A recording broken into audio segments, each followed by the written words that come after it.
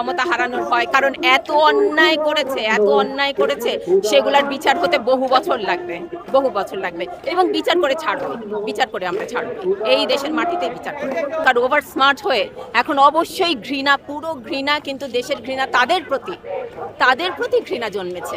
মুখে বলছে এক কথা, মুখে বলছে যে ছাত্র ছাত্রীদের যে দাবি, শিক্ষার্থীদের দাবি মেনে নেওয়া হয়েছে, কিন্তু বাস্তবে যেটা করছে তারা গণরেড করছে, ব্লক রেড করছে এবং ছাত্রছাত্রী তরুণদেরকে তুলে নিচ্ছে এবং তাদেরকে টর্চার করা হচ্ছে, তাদেরকে ডিমান্ড দেওয়া হচ্ছে, তাদেরকে মানে মিথ্যা মামলা, নাশকতার মামলা ইত্যাদি দেওয়া হয়েছে। আমি শুনেছি আমার এক বন্ধু কলেজের শিক্ষক তার এক ছাত্রকে তুলে নিয়ে 10টা মামলা দিয়েছে।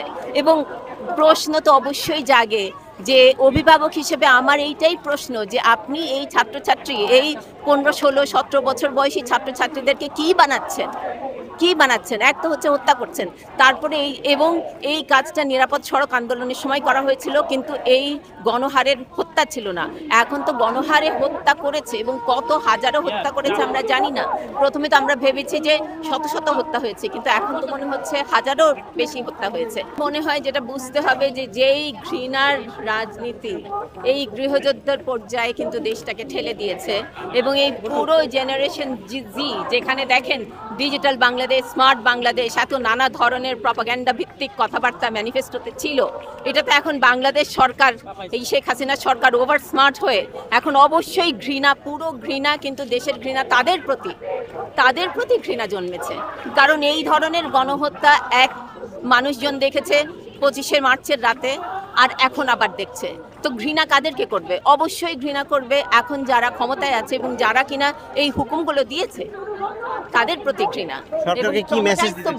ট্রমাটাইজ তো বটে। আমার মনে হয় যে তাদের 9 দফা যেই দাবি সেটা তাদের অবশ্যই মেনে নেওয়া উচিত, এবং অন্তর্বর্তীকালীন একটা কেয়ারটেকার সরকার এই দেশের রাজনৈতিক দলগুলোর যেই চেহারা,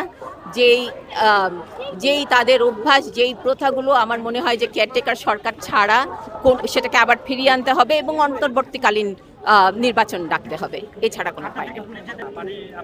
পুলিশ, শোনেন, আমরা নির্বাচনের আগে আমরা তখন গানের মিছিল করেছিলাম, তখনও পুলিশ বাধা দিয়েছিল, আর এখন পুলিশ বাধা দেয়া, এই এত হত্যার পর একটা গানের মিছিল হতে পারবে না, সেটা একমাত্র আমার কাছে মনে হয় যে যারা বেশি ওভার স্মার্ট হয়ে বোকা হয়ে গেছে, ক্ষমতা ছাড়া আর কিচ্ছু দেখে না এবং ভয়ে সিটকে আছে, তারাই উল্টোভাবে বলতে গেলে পুরো বিশ্বের কাছে প্রমাণ করে দিচ্ছে তারা কত স্বৈরাচারী।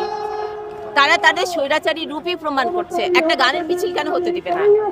নিরস্ত্র মানুষ, এতগুলো সাংস্কৃতিক কর্মী, শিক্ষক, অভিভাবক, বিভিন্ন মানুষজন এসেছে, তারা গানের মিছিল করে যেতে চায় বাহাদুর শাহ জাফর পার্কে, সেটা করতে দিচ্ছে না।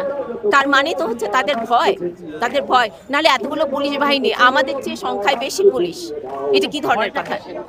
ভয়, ক্ষমতা হারানো।